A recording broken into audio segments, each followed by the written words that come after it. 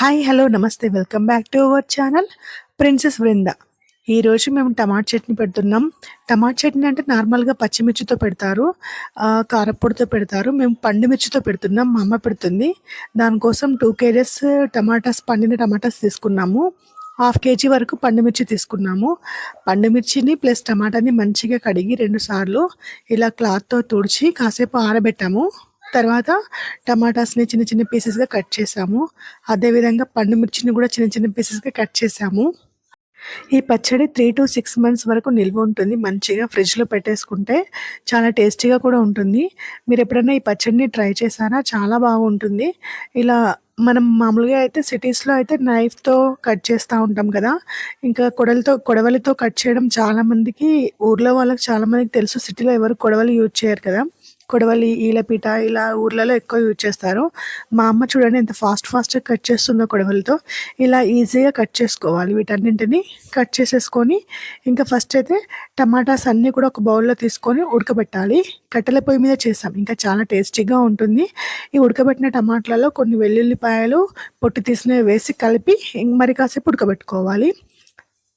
కట్టెల పొయ్యి మీద మంట ఎక్కువ పెట్టద్దండి. మంట కొంచెం చిన్నగా లో ఫ్లేమ్లో, మీడియం ఫ్లేమ్ అట్లా అడ్జస్ట్ చేస్తూ పెట్టుకుంటూ మంచిగా నిదానంగా ఉడకబెట్టుకోవాలి. అందులోనే కొంచెం ఒక రవ్వంత చింతపండు వేయాలి. ఒకవేళ టమాటాలు పులుపు లేకపోతే పులుపుతనం కోసం, ఒకవేళ నాటు టమాటాలు అయితే వేయాల్సిన అవసరం లేదు చింతపండు.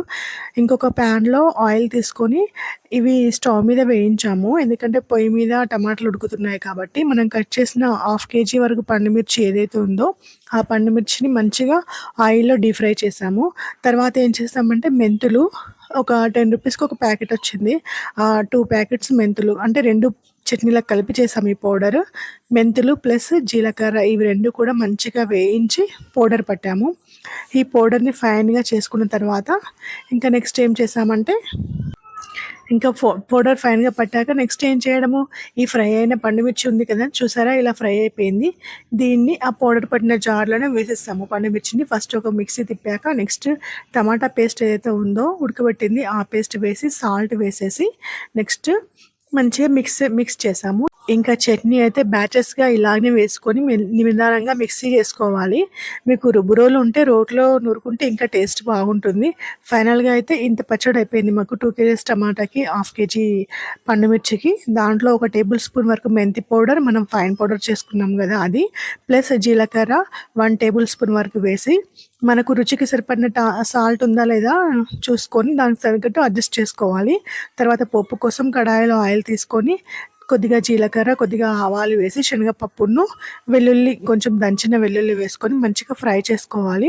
దెన్ స్టవ్ ఆఫ్ చేసేసి ఏదైతే మనం మిక్సీ పట్టుకున్నామో ఆ మిక్సీ పట్టుకున్న చట్నీని మొత్తం ఆ పోపులో వేసి కలుపుకోవాలి. కలిపేసుకొని ఒక ప్లాస్టిక్ బాక్స్లో కానీ గ్లాస్ బాక్స్లో కానీ పెట్టి స్టోర్ చేసుకుంటే 3 to 6 months వరకు నిల్వ ఉంటుంది.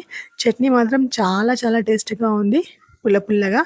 ఒకవేళ నాటు టమాటాలు అయితే మాత్రం మీరు చింతపండు అసలు వేయకండి. ఒకవేళ హైబ్రిడ్ టమాటాలు అయితే మాత్రం చింతపండు యూజ్ చేయండి. Thanks for watching. Please subscribe my channel.